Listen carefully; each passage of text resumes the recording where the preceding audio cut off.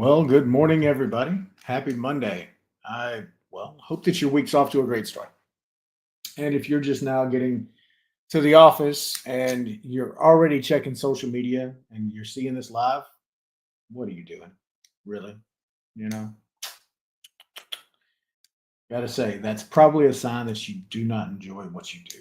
And if so, maybe look into other investments.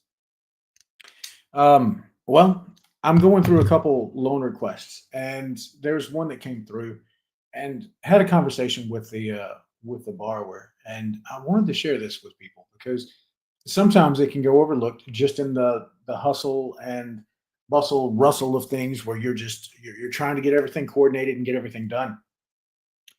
Somebody came to me to borrow money to fix and flip a property. They just want to do a short term investment, and they're looking to borrow about what was it, a little north of $50,000. And it's a lower end property, so it's not going to take a lot of high end finishes or anything like that. So anytime I get those, I explain to them, number one, you're going to have to bring a little bit more down for those lower price points to kind of offset the risk. Because one thing, and I'm sharing this from an investor standpoint because I flip houses and we buy lower properties.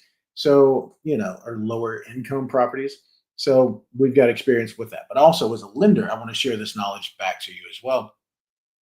But I was like, all right, so just understand you might have to bring a little bit more to offset because at that point, it's not necessarily percentages; it becomes more dollars that you want to focus on.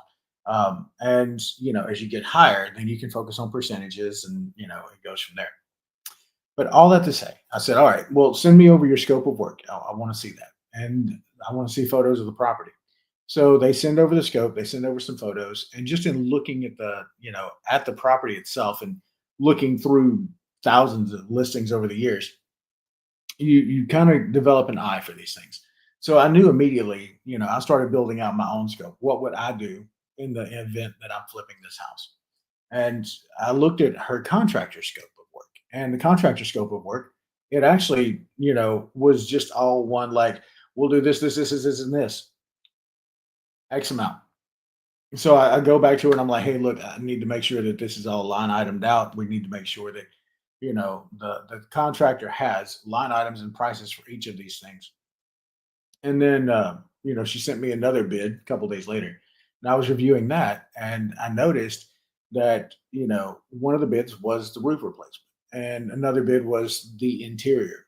But it didn't include things that you would normally have on a standard scope of work, such as fixtures, right? That's a big part.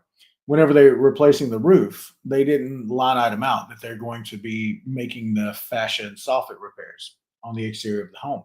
It's another big part. So, I go back to her and I say, hey, look, I need you to check and make sure that this is the scope that you've got because this is what they've set. So oftentimes, investors will have a scope of work and they send it over to the contractor, and then the contractor sends back the bid. A lot of the times, investors they're so caught up in everything else, they're trusting that that contractor addressed everything in that scope that was given to them. Not always the case.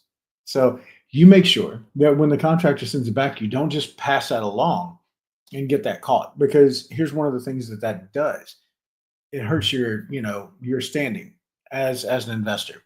Well, I'm not going to say that we don't take you as seriously, but it is something that we kind of weigh into the option of is this person going to be a good borrower? And if, I'm not saying that it's going to be the deal breaker, but if you already have a number of things that aren't working in your favor, that can be a determining factor to denying that loan or saying, hey, look, this isn't one that we have an interest in.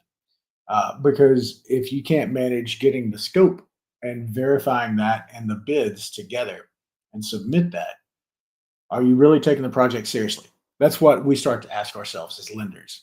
And I only want to work with people that take their projects extremely seriously because this money, as it comes out, oftentimes investors, they've got skin in the game, so they have something to lose as well.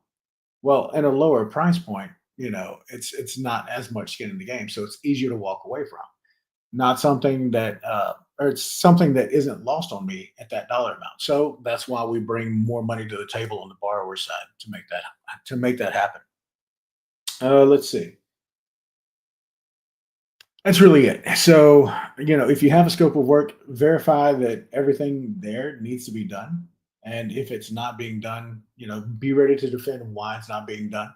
And whenever you do get those bids back, I encourage you, make sure that you review that yourself before passing that along to be reviewed.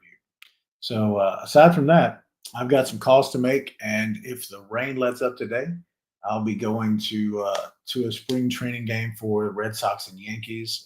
Looks like the game got postponed till about 4 to 6 tonight, so we'll see if it's not a total rainout.